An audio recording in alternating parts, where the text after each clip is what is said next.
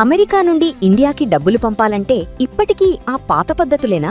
అందుకే వచ్చేసింది my purse. Download now.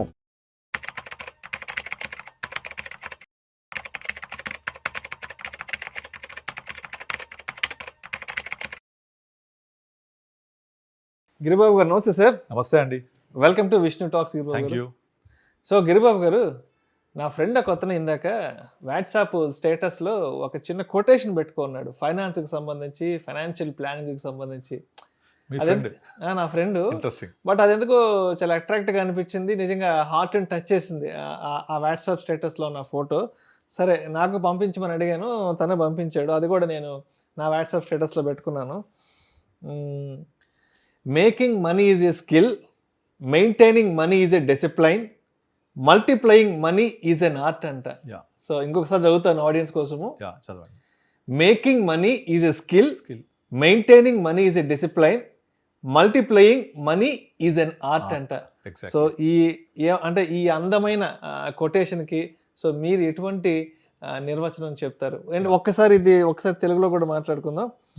So డబ్బుల్ని సంపాదించడం అనేది ఒక నైపుణ్యము, maintaining money is a discipline అంటే డబ్బుని సరైన విధంగా నిర్వహించుకోవడం అనేది అదొక డిసిప్లిన్, ఒక పద్ధతి. Multiplying money is an art అంటే డబ్బుల్ని రెట్టింపు చేసుకోవడం అనేది ఒక కళ అంటూ కూడా. సో దీనికి తెలుగులో అర్థం వస్తుంది కాబట్టి సో మీరు దీన్ని ఎలా నిర్వచిస్తారు? అంటే డబ్బుని సంపాదించడము ఒక నైపుణ్యం, సంపాదిస్తున్నాం, దాన్ని డిసిప్లిన్గా మెయింటైన్ చేయాలి. అలా మెయింటైన్ చేస్తే అంతే ఉంటాయి. అలా కాకుండా దాన్ని మల్టిప్లై ఎట్లా చేయాలి? మల్టిప్లై చేస్తేనే కదా ఆ సంపాదించిన సంపాదనకి ఒక సంపదగా మారుతుంది. అది మనం సంపాదిస్తున్నాం, సంపాదన అక్కడితో వచ్చిన తర్వాత దాన్ని సంపదగా మార్చాలి. ఆ సంపదగా మారుస్తేనే ఆ సంపద మనల్ని ఎలివేట్ చేస్తుంది. మనం అవునన్నా కాదన్నా ఇవాళ ప్రతిదీ కూడా డబ్బు చుట్టే తిరుగుతున్నాయి కదా. సో చాలామంది డబ్బు కంటే విలువైన చాలా ఉన్నాయి, డబ్బు కంటే ప్రేమాభిమానాలు ఉంటాయి, అవన్నీ కరెక్టే. బట్ డబ్బుని తీసేసి చూడండి, అందులో సున్నా ఏముండదు. కనుక అవునన్నా కాదన్నా మనీ చుట్టే ఈ ప్రపంచం తిరుగుతూ ఉంటుంది. మనీ ఏం చేస్తుంది అంటే అమ్మా నాన్న మధ్య గొడవ పెడుతుంది, ఫ్రెండ్స్ మధ్య గొడవ పెడుతుంది, భార్యాభర్తల మధ్య గొడవ పెడుతుంది, బ్రదర్స్ మధ్య గొడవ పెడుతుంది. ఆ మనీ ఎన్నో పనులు చేస్తూ ఉంటుంది. కనుక దాన్ని సంపాదించడం అనేది అందరి వల్ల కాదు. ఇప్పుడు మీరు సమాజంలో చూడండి, 90% ఆఫ్ పీపుల్ వాళ్ళ లైఫ్ స్టైలు, వాళ్ళ ఎదుగుదల అలాగే ఉంటుంది. ఇప్పుడు ముఖేష్ అంబానీ ఒకడే ఉంటాడు, అదాని గ్రూప్ ఒకటే ఉంది. ఇలా మీరు ఇండియాలో రిచెస్ట్ పర్సన్ అని తీసుకుంటే కనుక, మనకి ఇండియాలో ఉన్న మొత్తం సంపద కనుక తీసుకుంటే ఈ సంపద అంతా ఒక 10 నుంచి 15 మ్యాక్సిమం 20% ఆఫ్ పీపుల్ దగ్గర 80% ఆఫ్ సంపద కాన్సన్ట్రేట్ అయి ఉంది. 20% దగ్గర 80% సంపద కాన్సన్ట్రేట్ అయ్యింది. 80% దగ్గర 20% సంపదే ఉంది. Sorry for the interruption. మీరు ముఖేష్ అంబానీ గురించి చెప్పారు కాబట్టి, ముఖేష్ అంబానీ, అనిల్ అంబానీ ఒకే కుటుంబంలో పుట్టారు. బట్ ఈ మనీ డిసిప్లిన్ విషయంలో, నిర్వహణ విషయంలో క్లాసిక్ ఎగ్జాంపుల్, ఇంకా అంతకు మించిన క్లాసిక్ ఎగ్జాంపుల్ ఎక్కడా దొరకదు అంబానీ బ్రదర్స్ విషయంలో. ముఖేష్ అంటే క్యాష్, అనిల్ నిల్. ఎగ్జాక్ట్లీ, ముఖేష్ క్యాష్ అక్కడే ఉంది. అవును, అనిల్ పేరు నిల్ అయిపోయాడు. సో అది మనకు ఒక క్లాసిక్ ఎగ్జాంపుల్ కదా. అంటే ఈ 80% ఆఫ్ జనాభా సంపాదిస్తున్నారు, కానీ ఎందుకు వాళ్ళు ఆ 20%లోకి వెళ్ళలేకపోతున్నారు అంటే ఆ సంపాదించిన సంపదని వాళ్ళు సంపదగా మార్చలేకపోతున్నారు. సంపాదనగానే ఉండిపోతుంది. అంటే దాన్ని నెక్స్ట్ వెళ్ళాలంటే డిసిప్లిన్ కావాలి. ఆ డిసిప్లిన్ ఉంటేనే మనీ మల్టిప్లై అవుతుంది. దానికి ఎన్నో ఎగ్జాంపుల్స్ ఉంటాయి.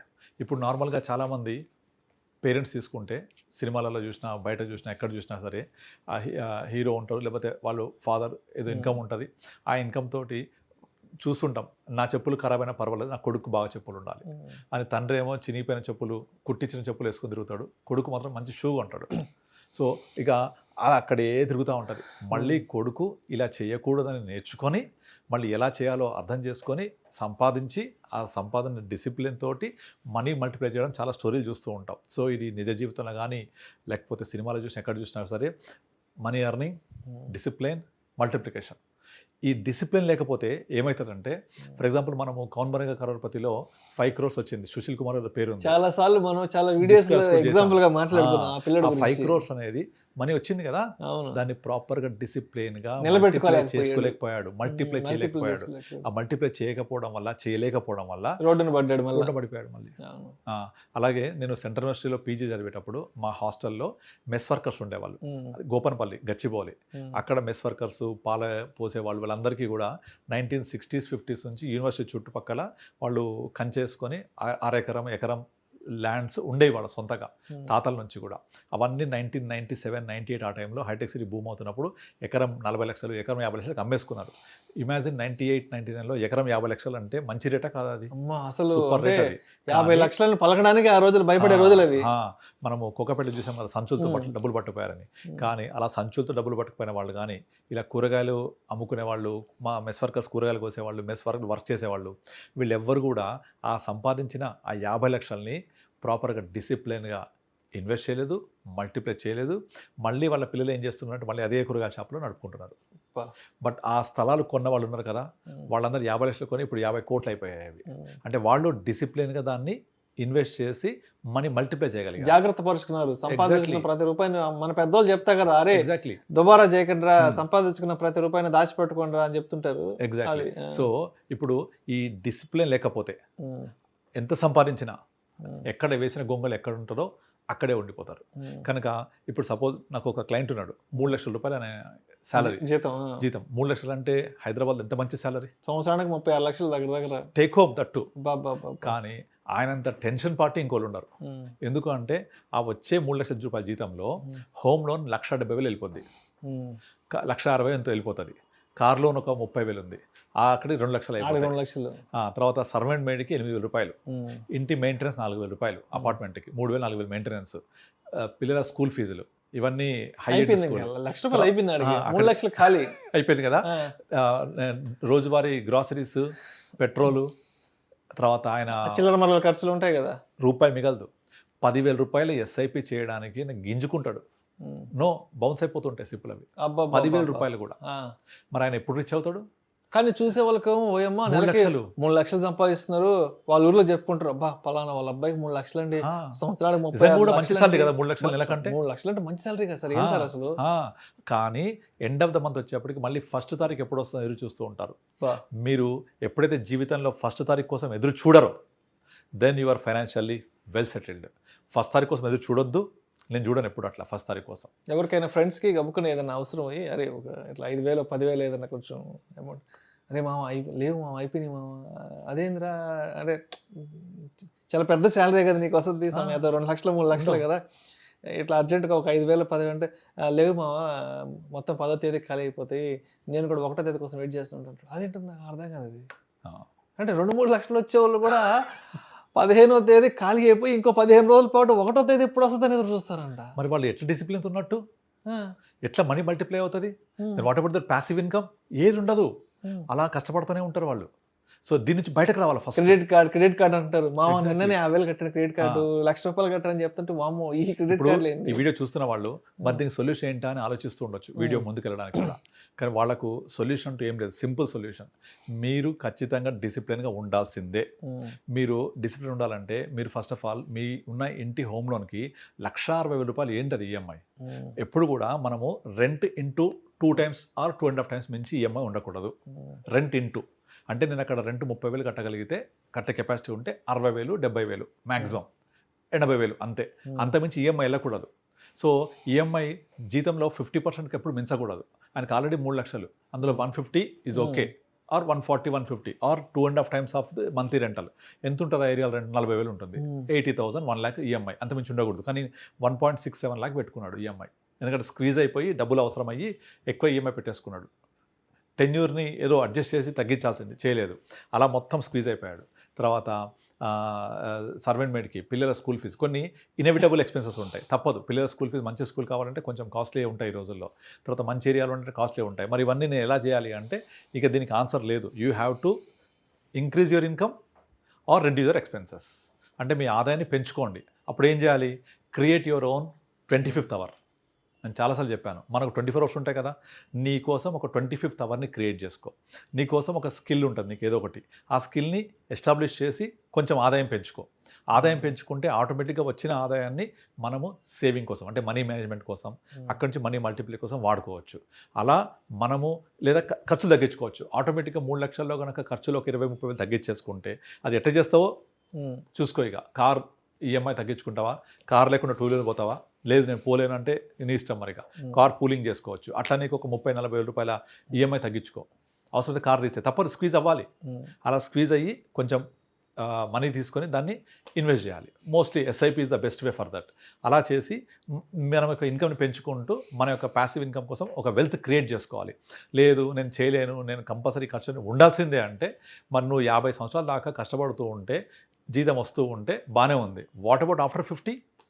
What about after 55? ఎప్పుడు ఆలోచించారు అట్లా? ఇప్పుడు మీరు రిటైర్ అయిన తర్వాత మీ పరిస్థితి ఏంటి? ఆ రిటైర్ అయిన తర్వాత మీకు డబ్బులు రావాలి అంటే మీరు వర్క్ చేస్తున్నప్పుడు కొంత తీసి పెట్టుకోవాలి. వర్షాకాలంలో వర్షం వస్తుంది కదా, మనము రిజర్వాయర్ నింపుకుంటే ఎండాకాలం పనికొచ్చేది. మనము ఇంకుడు గుంతలు అవునవును నీళ్లు వెళ్తేనే కదా ఎండాకాలం అంతా మనకు యూజ్ అయ్యేది. వర్షాకాలంలో వచ్చిన వర్షాన్ని పట్టుకోకపోతే ఎండాకాలంలో నీళ్ళు తాగడానికి మనకు నీళ్ళు ఉండవు. అప్పుడు లైఫే డిస్టర్బ్ అయిపోతుంది. కనుక మన ఫైనాన్షియల్ లైఫ్ కూడా అంతే. సో నాకు కుదరదు అంటే అస్సలు వర్కౌట్ కాదు. You have to make something, either create your extra income or reduce your expenses. ఇప్పుడు నాకు ఇంకో క్లయింట్ 50,000 రూపాయలు ఇన్కమ్ వస్తుంది ఆయనకు శాలరీ. అందులో ప్రతి నెల 10,000 రూపాయలు సేవ్ చేస్తాడు. అన్ని ఖర్చులు అందులోనే పెట్టుకున్నాడు. రెంట్ ఉంటాడు, నాకు ఇప్పుడు ఇన్కమ్ వద్దు సార్, నాకు హోమ్ లోన్ వద్దు, అవసరం లేదు, ఎందుకంటే 50,000లో నేను హోమ్ లోన్కి వెళ్ళిపోతే సగం డే పోతుంది. నేను 20 సంవత్సరాల వెనక్కి చూస్తే హోమ్ లోన్ పూర్తయిన ఇల్లు మాత్రమే ఉంటుంది. బట్ 20 ఏళ్ల పాటు నేను కష్టపడాలి, నాకు అది వద్దు, ఈ 10,000 రూపాయలు చాలు నాకు. రేపు పొద్దున ఈ 10,000 రూపాయలతోటి నేను జీతం పెరిగితే ఎస్ఐపి పెంచుకుంటాను, అవసరమైతే నేను 50లో కొనుక్కుంటా, 50లో కొనుక్కుంటా. అప్పటికి ఇల్లు వాల్యూ పెరిగినా కూడా అంతకంటే ఎక్కువ వాల్యూ నా ఇన్వెస్ట్మెంట్ పెరుగుద్ది. కనుక దీన్ని పెట్టుకొని సిస్టమాటిక్ విత్డ్రావల్ ప్లాన్ ద్వారా ఒక లోన్ తీసుకొని నేను ఈఎంఐ కట్టేసుకుంటాను. అలా ప్లాన్ చేసుకోవాలి. అలా ప్లాన్ చేసుకొని 50,000లో సేవ్ చేసుకుంటారే, ఆ సేవ్ చేసుకుంటే నీకు వచ్చే వెల్త్ క్రియేట్ అవుతుంది కదా, అది మీకు ఎంత హ్యాపీనెస్ ఇస్తుంది ఒకసారి గుండె మీద చేసుకొని ఆలోచించండి. ఇప్పుడు నాకు 3 లక్షల శాలరీ వస్తుంది, సడన్గా జాబ్ పోయింది, దాని పరిస్థితి అబ్బో అసలు అన్ఇమాజినబుల్, అసలు ఊహించుకోవడం చాలా దారుణంగా. ఈఎంఐ ఎవరు కట్టాలి, పిల్లల స్కూల్ ఫీజు ఎవరు కట్టాలి, ఇంట్లో మెయింటెనెన్స్ ఎలా, ఏదైనా మెడికల్ ఎమర్జెన్సీ వస్తే ఆ టైంలో హెల్త్ పాలసీ ఉంటుంది అనుకోండి, అది వేరే విషయం. అంటే ఉద్యోగం పోయింది కదా, ఉద్యోగం పోయింది, ఉద్యోగం పోతే లేదు హెల్త్ ప్రాబ్లం వచ్చింది, ఎట్లా? ఉద్యోగం ఉన్నంతసేపు ఓకే హెల్త్ పాలసీ నడుస్తుంది, కంపెనీ వాళ్ళు ఇచ్చిన ఏదో 3 లక్షలు 4 లక్షలు అంటారు. ఎవరికైనా ఫోన్ చేస్తే మంచి no our company already gave 5 lakhs అంటారు. ఉద్యోగంపై రోడ్డును పడ్డ రోజు నీ ఆ ఇన్సూరెన్స్ కంటిన్యూ అవ్వదు కదా. అంతే కదా, నీకు పర్సనల్ హెల్త్ ఇన్సూరెన్స్ ఉంటేనే అది కూడా ఎడిక్వేట్. ఒక 50 లక్షలకు 1 కోటి రూపాయలకు ఉంటే అది ఆ రోజు నీకు తీసుకోవాలి, తప్పకుండా తీసుకోవాలి, మంత్లీ పెట్టుకొని తప్పకుండా తీసుకోవాలి. అలా ప్లాన్ చేసుకుంటేనే మీరు చెప్పిన డెఫినేషన్ ఫుల్ఫిల్ అవుతుంది.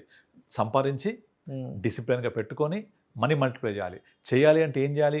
వచ్చిన ఆదాయాన్ని ఏదో ఒక రూపంలో కొంత సేవ్ చేయాలి. ఒక థంబ్ రూల్ దీనికి, 85% or 80% is for the day, 20% is for tomorrow definitely will come. Tomorrow never comes అంటే కుదరదు. Tomorrow will come, you will get retire అయిపోయిన తర్వాత మీకు ప్యాసివ్ ఇన్కమ్ కావాలి. ఆ ప్యాసివ్ ఇన్కమ్ కావాలి అంటే ఇప్పటి నుంచి 20 రూపాయలు పక్కన పెడుతూ ఉండండి. దట్స్ ఆల్, అంతే. సో మొత్తానికి చాలా మంచి నిర్వచనం ఇచ్చారు. మీ అనుభవాన్ని మొత్తం క్రోడీకరించి ఎంతోమంది క్లయింట్స్తో మాట్లాడుతుంటారు. ఎప్పటికప్పుడు వాళ్ళకి సంబంధించినటువంటి ఆర్థిక అవసరాలకు సంబంధించిన విషయాలు మీరు ఎంతో మాట్లాడుతుంటారు. కాబట్టి నిజంగా making money is a skill, maintaining money is an discipline and multiplying money is an art అనే దానికి చాలా చక్కగా మీదైన స్టైల్లో చాలా చక్కగా తెలియజేసి thank you so much Giribabu. Thank you అండి.